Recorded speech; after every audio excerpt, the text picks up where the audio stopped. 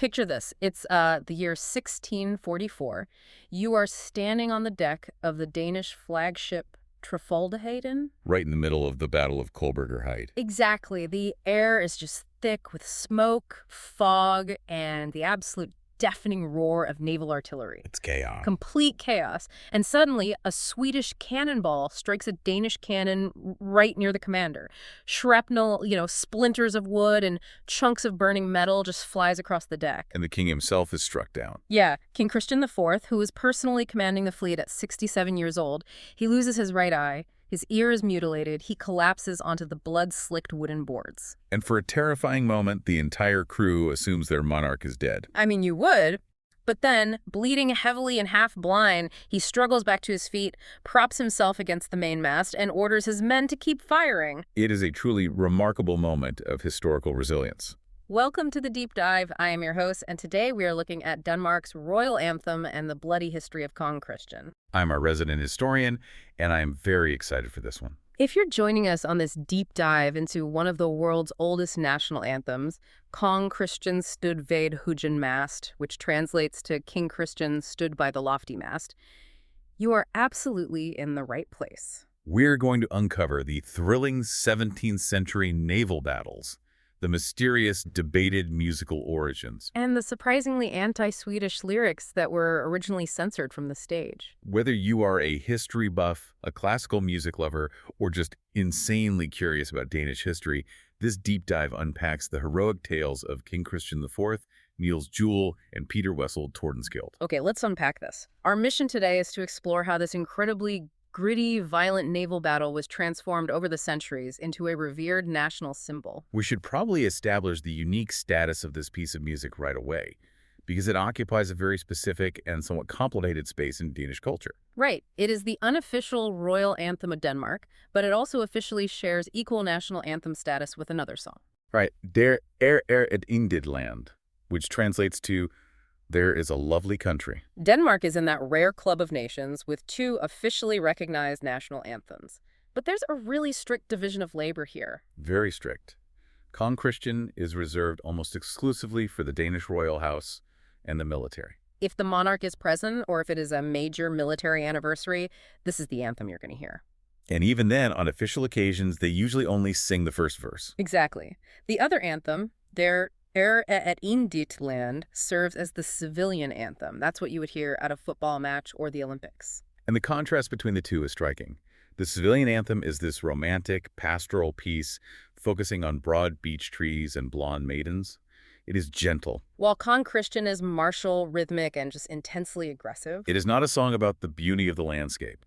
It is a song about dominating the sea and crushing your enemies. But to understand its place in modern culture, we have to look at how it bridges the gap between the military and the civilian population today. It is deeply woven into the fabric of Danish celebration. Oh, the New Year's tradition. Yes. Let's put you, the listener, right in the middle of a modern Danish tradition. Imagine it's New Year's Eve, you've had your dinner, you've celebrated, and the clock has just struck midnight.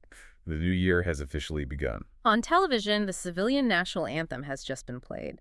And then, immediately following it, the Denmark's Radio Girls Choir begins to sing Kong Christian. And all across the country, people are standing in their living rooms holding a glass of champagne, singing along. When you participate in that moment, you are connecting to a very long legacy. Absolutely.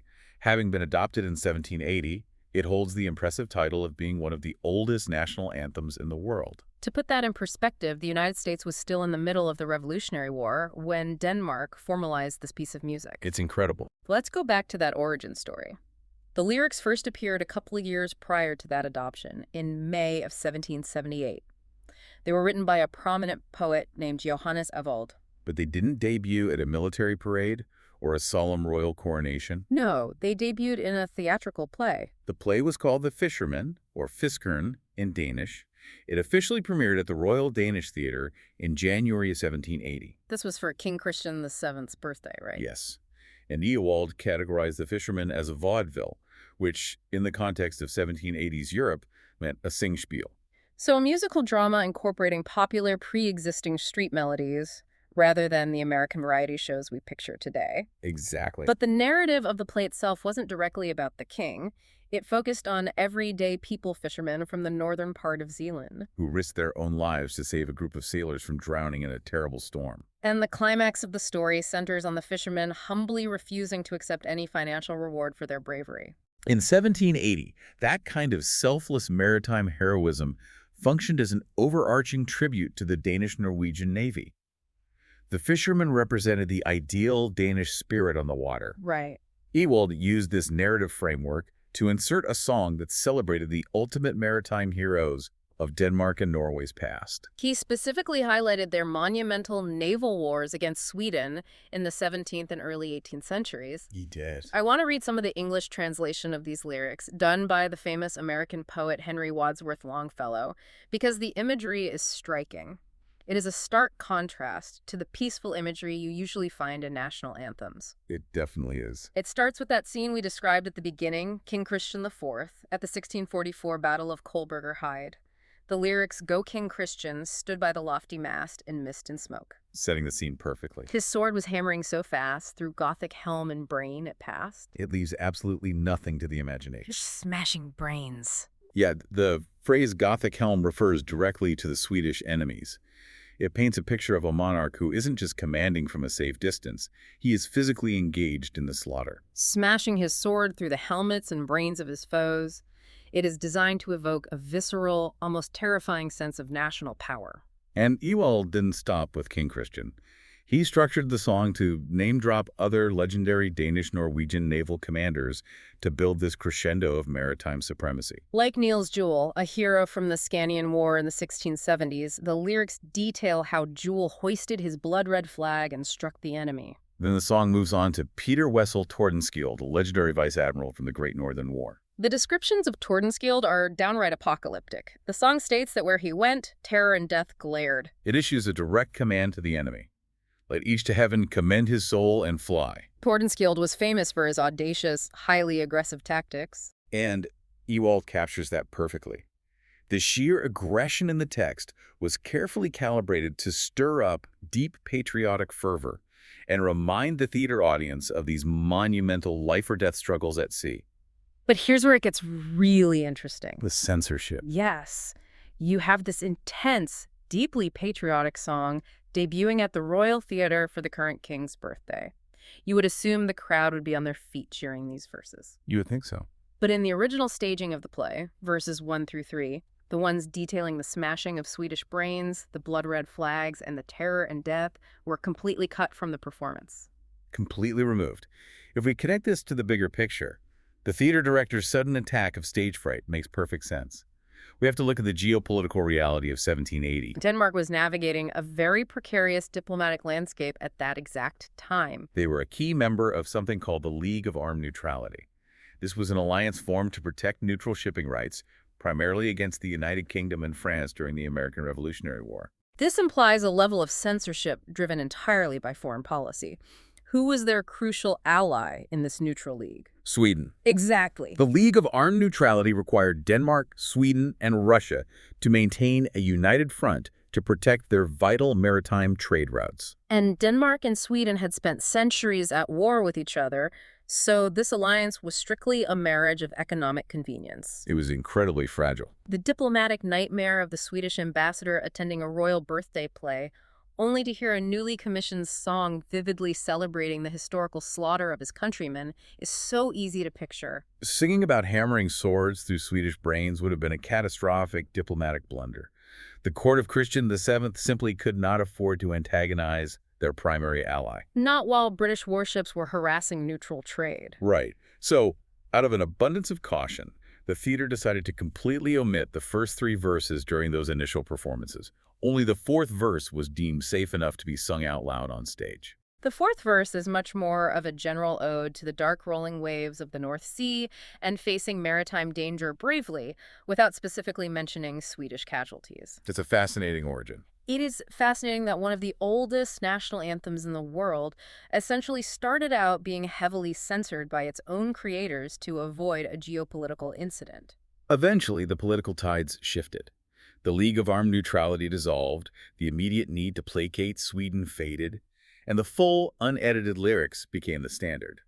The song cemented its place in history. But the lyrical censorship is really only half the story. The music itself presents a massive historical blind spot. Yes, the centuries-old musical whodunit. We know Johannes Evald wrote the words, but with lyrics this iconic, who wrote the epic melody, the twist is nobody actually knows for sure. The irony is that while they were meticulously censoring Ewald's lyrics to avoid a war, they were entirely careless with the musical score itself. Let's look at the suspects. The logical starting point for historians was a man named Johann Hartmann. Hartmann was the composer who wrote the rest of the score for the original play, The Fisherman. When the play debuted, it was naturally assumed that he had composed the music for the Kong Christian song as well. For a long time he was given the credit, but historians eventually crossed him off the list. The musical style didn't match his usual output, right? Musicologists noticed severe discrepancies. Hartmann was a classically trained composer who wrote in a very specific, polished, operatic style. And the melody of Calm Christian is rigid, repetitive, heavily rhythmic. It functions much more like a traditional march or a working-class sea shanty than a piece of high-art theater music. It lacked the formal hallmarks of Hartmann's typical compositions. That stylistic mismatch brings us to suspect number 2, Ditlev Ludwig Rogert. Roger brings a completely different background to the table. He wasn't a professional composer by trade. He was a high court judge. But he was known to be a highly skilled violinist. And more importantly for this investigation, he was a close personal friend of the lyricist, Johannes Evald. During the 19th century, several prominent intellectuals backed the theory that Rogert, the violin-playing judge, had actually composed the original melody specifically for his friend's poem. The narrative of a high court judge casually composing one of the most famous melodies in his country's history and then just returning to the bench is compelling. It is, but the modern consensus points in a completely different direction, thanks to a researcher named Wilhelm Karl Raven in 1880. Raven's research fundamentally shifted the academic understanding of the song. He didn't just guess. He engaged in deep forensic musicology. What did he find? He combed through 18th century musical archives and traced the chord progressions and rhythmic structures. He concluded that the musical score didn't originate with the play at all. And it certainly wasn't written by a high court judge in 1778. No, he proved that the melody significantly predated Johannes Ewald's poem and likely has no single original composer at all. So Ewald essentially culturally appropriated a working-class sea shanty or a traditional folk tune and elevated it into high court propaganda. That is definitely the most accurate way to describe it.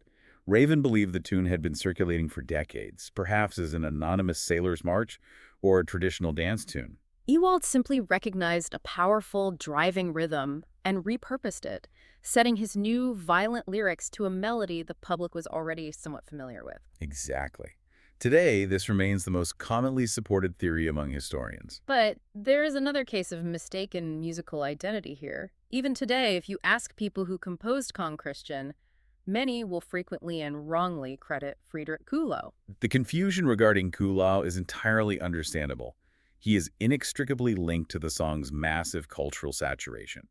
Kuhlau didn't invent the melody, but he did write an incredibly popular, sweeping orchestral arrangement of the score. He used that arrangement in his own play called Elverhage, or Elves' Hill, which premiered in November of 1828. Elverhage is a foundational piece of Danish Romanticism, and it was commissioned for an absolutely massive royal event, the wedding between Crown Prince Frederick and Princess Wilhelmine. Kuhlau took this repurposed folk tune and gave it a grand, majestic orchestration suitable for a royal wedding. He made it famous, but he didn't invent it.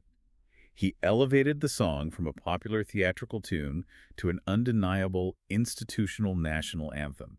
He gave the song its definitive sound. And the reach of this melody eventually extended far beyond Danish borders. I love this piece of musical trivia. The legendary Russian composer Pyotr Ilyich Tchaikovsky actually incorporated Kong Christian into his own work. Tchaikovsky composed a piece called the Festival Overture on the Danish national anthem. It is a brilliant piece of musical diplomacy. He wrote it for the visit of the Russian Tsarevich to the Moscow Conservatoire.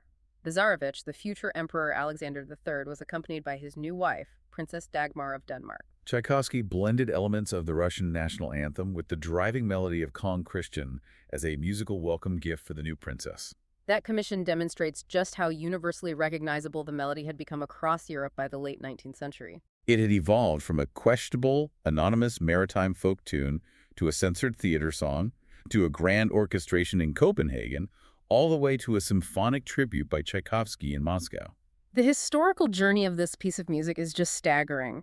We have traced it from a brutal, shrapnel-filled naval battle at Kolberger Heide, where a 67-year-old king refused to die, to an 18th century singspiel about humble fishermen. To a censored theatrical debut. Right, we've seen how geopolitical precariousness forced a theater to cut verses about smashing Swedish brains, and we've tracked an unsolved musical mystery involving a high court judge, an anonymous ancient tune, and a royal wedding. And despite all of that messy history, it has survived to become this cherished New Year's Eve tradition where the entire country sings along with a girls' choir at midnight. So what does this all mean? Well, this deep dive proves that the national symbols we often take for granted are rarely as simple as they appear. We tend to look at national anthems, flags, and traditions as static, boring institutions that arrived fully formed. The reality is that they are usually born from incredibly dynamic, messy, and fascinating histories. They are the products of political compromise and debated origins. Kong Christian wasn't created in a sterile vacuum. It was forged in the memory of war, shaped by the fear of diplomatic fallout, and carried forward by the sheer power of an anonymous melody. It definitely changes how you perceive every traditional piece of music, which leads me to a final thought for you, the listener, to mull over. Think about your own country's patriotic songs, or even your favorite traditional anthems. Given that Kong Christian was an old, recycled tune that had its most passionate, violently anti-Swedish verses censored from the stage to keep foreign diplomats happy, how many of the sacred traditional songs that we sing today with total reverence are actually masking a scandalous, controversial, or highly political history that we've simply forgotten over time? It requires us to look critically at the art we consider traditional. Thanks for joining us on this exploration of history, music, and the secrets hiding in plain sight. We'll be back next time to unpack another fascinating topic.